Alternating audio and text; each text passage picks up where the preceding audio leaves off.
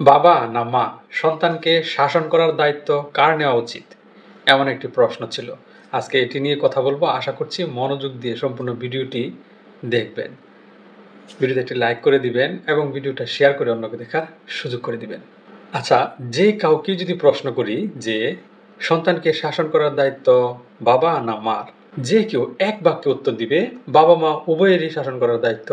তবে এটি নির্ভর করবে পারিবারিক মূল্যবোধ, সংস্কৃতি এবং সন্তানের স্বভাবের উপর।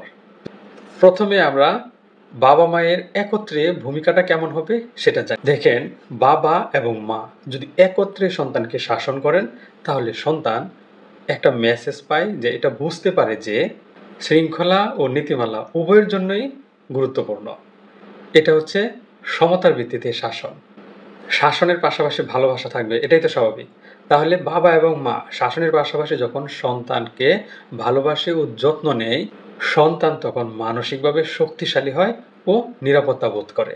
দেখেন, সন্তান যেহেতু বাবা এবং মা উভয়ের কাছ থেকেই শিখে, তার মানে বাবা এবং মা উভয়কেই সন্তানের সামনে মডেল হতে হবে, মানে উদাহরণ তৈরি করতে হবে, উদাহরণ হিসাবে কাজ করতে হবে বাবা এবং মা উভয়কে।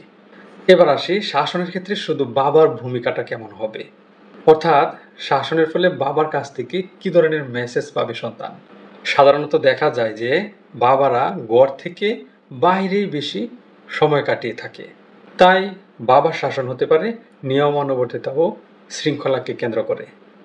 দেখেন, প্রত্যেকটা বাবা কিন্তু সন্তানকে বাস্তব জীবনের যে চ্যালেঞ্জ সেটা কিন্তু বাবারা শেখাতে পারেন সন্তানকে, অর্থাৎ বাবারা বাস্তব জীবনের চ্যালেঞ্জ মোকাবেলা করতে শেখাতে পারেন।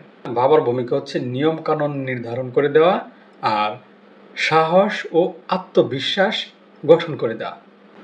এবার আসি মায়ের ভূমিকায়। দেখেন, মায়েরা কিন্তু অতিমাত্রায় সংবেদনশীল হয়ে থাকে, তাই শাসনের পাশাপাশি মায়েরা কিন্তু সন্তানের আবেগ ও মানসিক অবস্থা বোঝার চেষ্টা করে। এর ফলে সন্তানের মধ্যে স্নেহ ও সংবেদনশীলতা গঠিত হয়।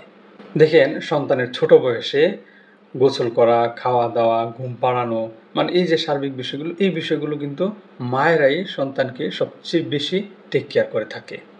আর এর ফলে সন্তানের মধ্যে দৈনন্দিন একটা শৃঙ্খলা যে রয়েছে, এই শৃঙ্খলাটা তৈরি হয় এবং এটা মায়ের কাছ থেকেই বেশি পেয়ে থাকে।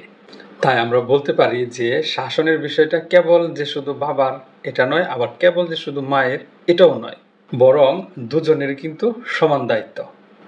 তবে শাসনের পাশাপাশি ভালোবাসা, বোঝাপড়া ও সহমর্মিতা থাকা উচিত এবং সন্তানের প্রতি এগুলি থাকা কিন্তু খুবই খুবই জরুরি।